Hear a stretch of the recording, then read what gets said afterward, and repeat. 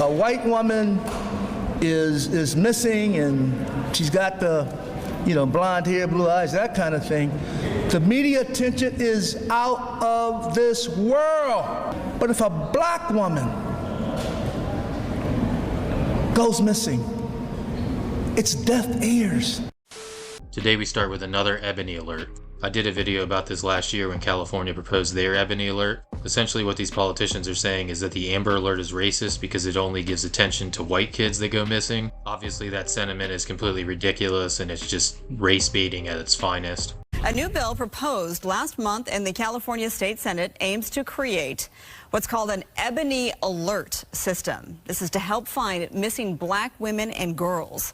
The system would be similar to the Amber Silver alerts already used in this state. Originally named after Amber Hagerman, a 9-year-old abducted and murdered in Arlington, Texas in 1996.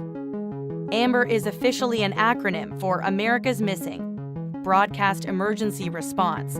Senator Stephen Bradford introduced Senate Bill 673 to create an Ebony Alert to help find missing black people in California. It's similar to the Amber Alert. We want to make sure the same resources are dedicated to finding missing black girls and women from the age of 12 to 25 as we do with our white counterparts. CHP is in charge of activating the Amber Alerts. You have to meet a certain criteria for one of these alerts to in fact be activated. Some of the criteria include that an abduction has to have been occurred. You can be taken by someone you know, of course, a guardian. So do you have the same criteria? Here's, as we look at the guidelines for issuing an Amber Alert, would the Ebony Alert follow these same criteria?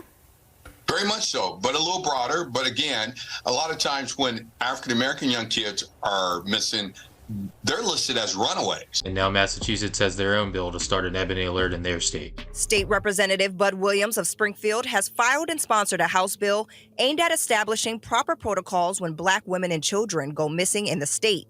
Just make the system fair, that's all. We want the system to be fair. It's not fair, it's an unbalanced equation, and we're just trying to balance it. The bill calls for improved communication between law enforcement and the public and a better data collection on missing black women and children in the state. Representative Williams tells Western Mass News the current response is not equal. If a white woman goes missing, and rightfully so, it's national news, it's on all the media, it's everywhere. Black woman goes missing, there's radio silence. No one even seems to talk about it. That's not fair, it's not right. The proposed legislation would also create an Ebony Alert similar to an Amber Alert, which would notify the public when a black woman or child goes missing in Massachusetts. You see concerning trends, you have to have targeted action, and that's what this legislation is. It's targeted action, and it sends a really powerful message that black women and girls' lives matter, and when they go disappearing, it won't go unnoticed and unaddressed in the Commonwealth. The bill is currently before the Joint Committee on Public Safety and Homeland Security, awaiting further action. A white woman is missing and she's got the, blonde hair, blue eyes, that kind of thing. The media attention is out of this world. But if a black woman goes missing, it's deaf ears. House Bill 3913 would establish an executive office for missing and murdered black females that would, for one thing, keep track of the numbers. It would also create what sponsors are calling the Ebony Alert, modeled after the Amber Alert. The Amber Alert has actually been really effective.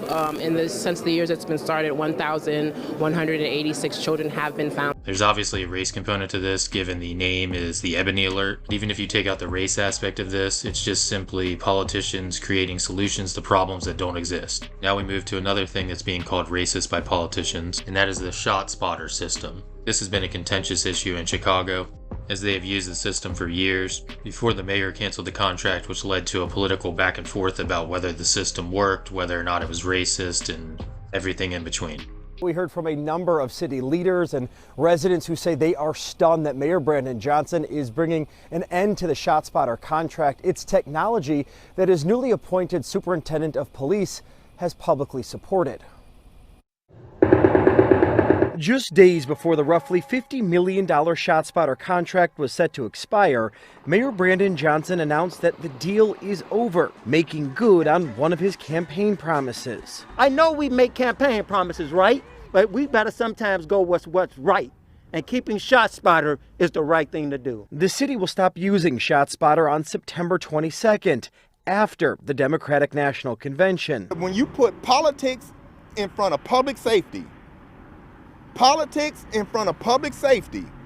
we have to draw the line. That was put there to protect us, and now you want to take it down? And now Senators Warren and Markey, as well as Representative Presley, are saying that the DOJ needs to investigate this for a civil rights violation. They're claiming that these systems are only being set up in neighborhoods where the population is predominantly not white.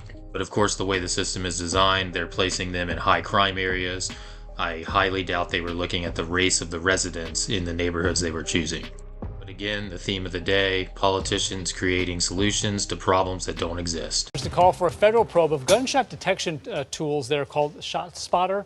The equipment is placed on light poles and used by police to respond faster to shootings, but a recent report shows the systems are placed primarily in minority neighborhoods, and officials say this is a violation of civil rights laws. In a letter to the Department of Homeland Security, Massachusetts Senator Ed Markey said, quote, several recent reports have cast substantial doubt on the accuracy and effectiveness of the ShotSpotter gunshot detection system and have raised serious questions about its contribution to unjustified surveillance and over-policing of Black, Brown, and Latino communities.